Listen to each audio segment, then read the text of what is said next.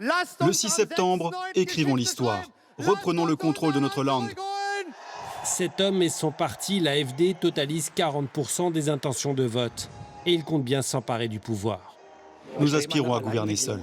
En Saxe-Anhalt, début septembre, les électeurs éliront un nouveau parlement régional. Et l'Alternative für Deutschland pourrait bien devenir la première force politique du Land, voire obtenir la majorité absolue. Ce serait la première fois depuis 1949 qu'un parti d'extrême droite allemand accède au pouvoir. Mais où se situe l'AfD dans le paysage politique allemand? Pour comprendre, il faut d'abord faire un retour en arrière. L'AfD voit le jour en 2013. À l'époque, le parti se compose surtout d'eurosceptiques et d'opposants à l'euro. Mais depuis, il n'a cessé de se droitiser, comme en témoigne la liste de ses dirigeants successifs. Du professeur d'économie Bernd Lucke, en passant par Frauke Petry, Jörg Meuthen et Alexander Gauland, jusqu'au tandem radical Alice Weidel et Tino Kruppala. L'AfD s'est radicalisée. À l'origine, il s'agissait d'un mouvement d'économistes prônant le nationalisme économique, mais les figures incarnant cette ligne ont quitté le parti, ont démissionné ou été évincées au fil des différents congrès.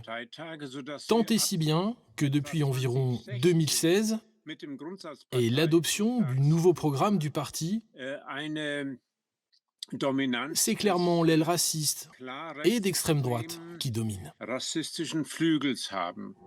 L'Office de protection de la Constitution a d'ailleurs classé officiellement 5 des sections régionales de l'AfD comme extrémistes de droite avérés, dont celle de Saxe-Anhalt. Ce classement est étroitement lié au thème de prédilection de l'AfD, l'immigration. Car depuis des années, sur ce sujet, le ton est donné.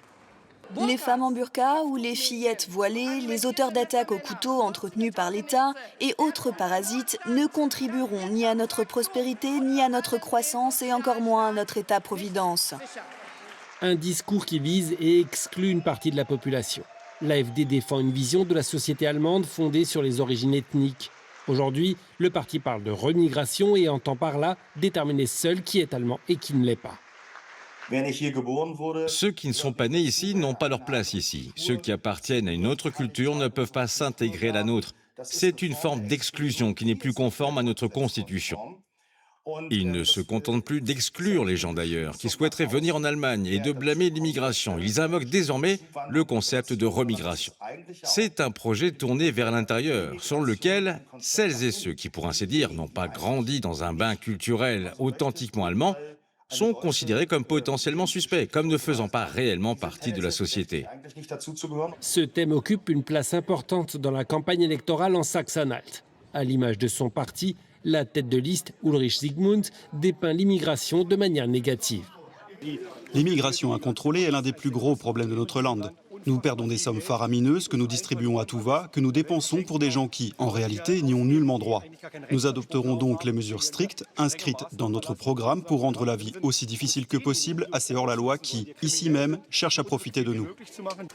Mais concrètement, quelle menace fait peser l'éventuelle victoire de l'AfD sur la Saxe-Anhalt? Tout dépendra d'abord des résultats du vote. À l'issue du scrutin, l'AfD devra-t-elle se contenter d'être la première force politique du Land ou parviendra-t-elle à obtenir la majorité absolue et à installer Ulrich Zygmunt au poste de ministre-président? De son côté, pour le candidat, le résultat est joué d'avance. Les gens en ont marre, ils veulent retrouver la sécurité de l'Allemagne d'avant et pour ça, ils comptent sur l'AfD. Et dans le cas où l'AfD serait en position de gouverner seule, son programme est édifiant. Elle entend, selon ses propres termes, abolir la scolarité obligatoire et faire primer la culture de la performance sur les pédagogies réconfortantes. Elle souhaite aussi se battre pour mettre fin à toutes les sanctions visant la Russie, instaurer une obligation de travail pour les demandeurs d'asile et couper les vivres à toutes les associations de l'industrie de défense, des réfugiés et du climat. Outre ces propositions parfois rudimentaires, c'est le quotidien des habitants de Saxe-Anhalt qui pourrait être affecté dans un land où les idées d'extrême droite sont déjà très présentes. D'un côté, nous avons bien sûr les délits de propagande, quand les gens posent des autocollants et gribouillent des graffitis. Mais ça peut aller aussi jusqu'au vol, aux violences physiques, voire jusqu'à des menaces, comme recouvrir la boîte aux lettres de citoyens engagés par des autocollants. Une manière de leur dire très clairement « Nous savons où vous habitez ». Mais c'est surtout en matière d'éducation, de recherche et de culture que l'AfD pourrait opérer d'importantes transformations, puisque ces domaines relèvent de la compétence des Länder. L'un des idéologues de l'AfD en Saxe-Anhalt, Hans-Thomas Thielschneider, donne le ton. Et son programme s'apparente à une véritable déclaration de guerre culturelle. L'école n'a pas vocation à intégrer les enfants réfugiés. Elle n'a pas non plus vocation à œuvrer à l'inclusion ou à influencer politiquement les enfants, comme c'est le cas actuellement. Elle n'a pas non plus vocation à les endoctriner politiquement. Nous voulons libérer l'école de tout ça et la recentrer sur ses missions fondamentales. Et même si en campagne, Ulrich Zygmunt donne l'image d'un homme souriant et sympathique, le candidat est tout sauf inoffensif. Il a notamment participé en novembre 2023 à une réunion secrète d'extrémistes de droite à Potsdam, où ont été discutés des plans d'expulsion de masse des demandeurs d'asile et des étrangers. Mais à quoi s'attendre après les élections ?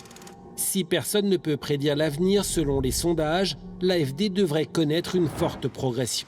Un signal dans ce cas très symbolique, mais aussi un avertissement lourd de sens. Notamment pour le parti chrétien-démocrate de Saxe-Anhalt qui a fourni quasiment tous les ministres présidents du Land depuis la réunification.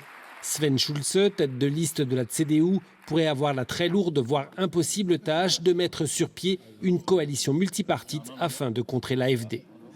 Les discussions vont tourner autour de quelle est la position vis-à-vis de l'AfD. Et maintenant quoi? Que va faire la CDU? Le rempart face à l'extrême droite va-t-il se fissurer, s'effondrer? Y aura-t-il des défections? Bref, tous les politiques, les partis, sans oublier le gouvernement lui-même, seront constamment sommés de s'expliquer, ce à tout propos, sur leur stratégie vis-à-vis de l'AfD. Je pense que ça va fortement marquer le paysage politique à venir. À Berlin aussi, la situation promet d'être intéressante, car le chancelier Friedrich Merz a affirmé à plusieurs reprises qu'en menant une politique efficace à la tête du pays, la CDU serait en mesure de diviser par deux les scores de l'AfD. Et je nous crois aussi capables de reconquérir environ la moitié des électeurs de l'AfD. Cela ne tient qu'à nous. Quelques années après ce discours, Friedrich Merz est désormais chancelier et force est de constater que cela n'a pas fonctionné tant au niveau fédéral que régional. Pire encore, la politique menée semble avoir contribué à la montée en puissance de l'AfD en Saxe-Anhalt. La population ne se reconnaît pas dans notre gouvernement. Elle ne se reconnaît pas dans notre chancelier. Nous faisons face à une multiplication des crises, notamment sur le plan économique. Autrement dit, les déceptions succèdent aux déceptions, qui reposent aussi sur des circonstances bien réelles. Pas d'augmentation de salaire, etc. Et en ce moment, ce sont plutôt l'investissement massif dans l'armement et le démantèlement de l'État-providence qui tiennent lieu de stratégie. Voilà qui alimente le discours selon lequel les partis établis, rebaptisés les vieux partis par l'AfD, sont en train d'échouer. Pourtant, le triomphe annoncé d'Ulrich Zygmunt et de l'AfD en Saxe-Anhalt ne se traduira pas forcément par un raz-de-marée électoral. Ça, c'est le récit que cherche à imposer l'AfD. Il y a une grande part d'électeurs indécis, et nous bataillons pour les convaincre. Pour chaque vote qui reste encore à conquérir, voilà pourquoi nous nous battons. Et voilà pourquoi je dis toujours, attention, il faut se démarquer. Tracer une ligne claire, mais sans marginaliser ou exclure. Il faut chercher la confrontation, le débat direct, et s'efforcer d'en sortir vainqueur. Car ce sont probablement les électeurs indécis, les abstentionnistes et tous ceux qui ne se sont pas encore rangés dans un camp qui décideront de l'issue du scrutin.